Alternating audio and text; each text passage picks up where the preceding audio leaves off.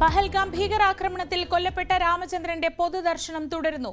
ചങ്ങമ്പുഴ പാർക്കിൽ ആദരാഞ്ജലി അർപ്പിച്ച ആയിരങ്ങൾ.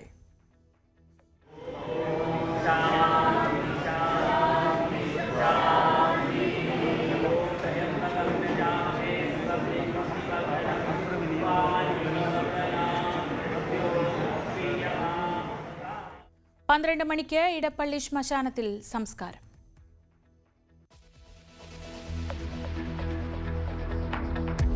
പാകിസ്ഥാൻ കസ്റ്റഡിയിലെടുത്ത BSF ജവാനെ വിട്ടുകിട്ടാനുള്ള ശ്രമം തുടരുന്നു.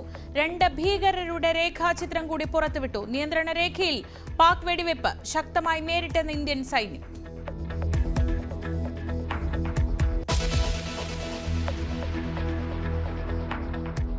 കരസേനാ മേധാവിയും രാഹുൽ ഗാന്ധിയും ഇന്ന് കശ്മീരിൽ. അതിർത്തിയിൽ സേനകൾക്ക് ജാഗ്രതാ നിർദ്ദേശം. ഇന്ത്യയും പാകിസ്ഥാനും സംയമനം പാലിക്കണമെന്ന് UN.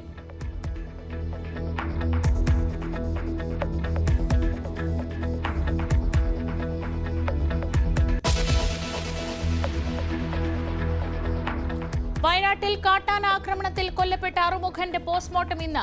മൃതദേഹം വിട്ടുകൊടുത്തത് മണിക്കൂറുകൾ നീണ്ട പ്രതിഷേധത്തിനൊടുവിൽ. എരുമക്കൊല്ലിയിൽ RRT സംഘത്തെ നിയോഗിക്കും. ഇന്ന് കളക്ടറുടെ നേതൃത്വത്തിൽ യോഗം.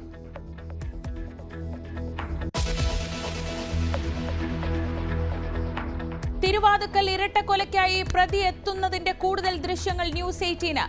വീടിന് സമീപത്തേക്ക് എത്തുന്നതും റെയിൽവേ സ്റ്റേഷനിൽ പ്ലാറ്റ്ഫോം ടിക്കറ്റ് എടുക്കുന്നതും CCTVയിൽ വ്യക്തം.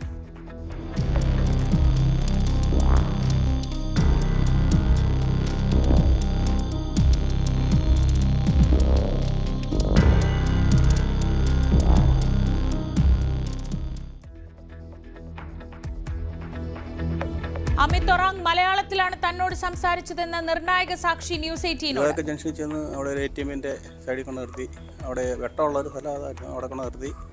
അവിടെ നേരെ പൈസ തന്നിട്ട് ആ കുമരകം റോഡിലോട്ട് നടന്നു പോകാനുണ്ട്.